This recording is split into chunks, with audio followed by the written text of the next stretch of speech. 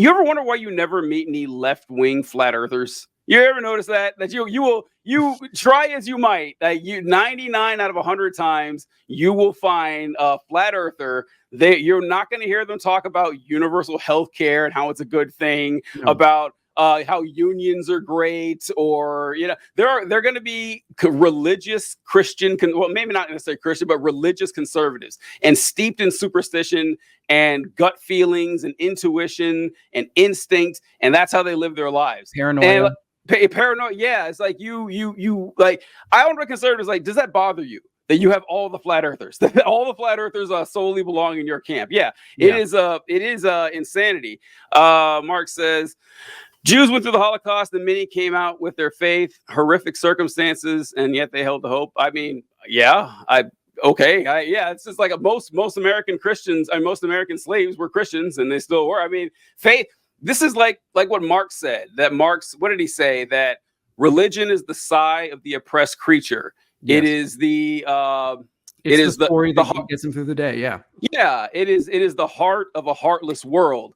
It is the opiate of the masses. And a lot of people say it like Marx didn't mean that in a derogatory fashion. The worse your life is, the more likely you are to buy into religion, because we have to cope with this. Living in an incredibly unjust world and knowing you were born living and dying in a world in which you are getting fucked every single day and someone else is living like a king, it's wildly unfair. And unfairness is reviled by pretty much all social mammalian species, and not just human beings. I don't know if you've seen these experiments they do with like monkeys, where they'll have the monkey complete a task, and it'll give one monkey a walnut and the other monkey a grape. The monkey gets the walnut, gets really mad. Like, no, that's like, no, that's not cool. So fairness goes way back. So being in a world that's completely unjust and unfair, having the hope that, okay, this is all going to be sorted out one day, isn't like that might be all that gets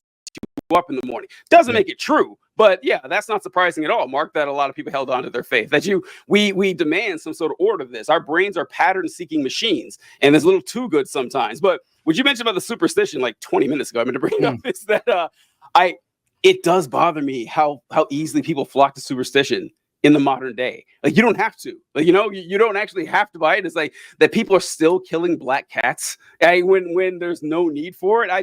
I'll see people talking about, even like, and this is the weird thing too. I'm disappointed a lot of times in people who I consider to be smart, and they fall for this nonsense. I saw something years ago about Steve Jobs, and Steve Jobs, when he got cancer, he decided to go like on a vegetable juice diet to treat the cancer instead of getting a surgery that could have saved his life. And he did this for like 8 months. And of course it didn't work. And by the time they did the surgery, it was too late. He could still be alive, but it's not limited to just how stupid you are. It's how gullible you are in a lot of ways that we go.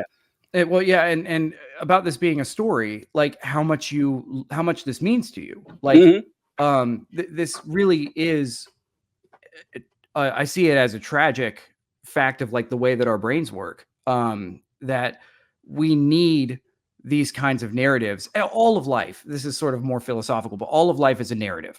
Like our entire subjective experience is a story that we're telling ourselves, right? And we do this it manifests in all kinds of ways. Like someone's buddy, your buddy's girlfriend could very obviously be cheating on him, but he just cannot accept it.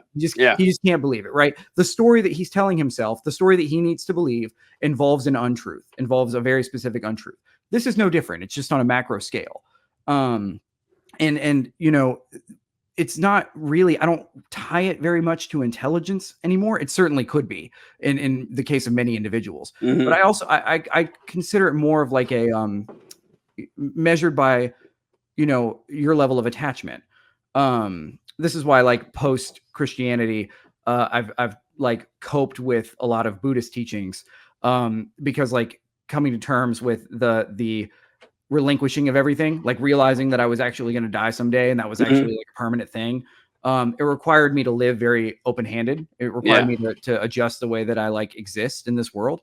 And I think that a lot of this is just measured in that currency. Like, how much do you need this to be okay? you know, and that also ties into, you know, Mark's point about the Jews and the Holocaust. Like, this was part of a narrative that they themselves were living in, and how they contextualized their circumstances. And at the end of the day, for many of them, I'm sure how they made it through, how they survived. Yeah.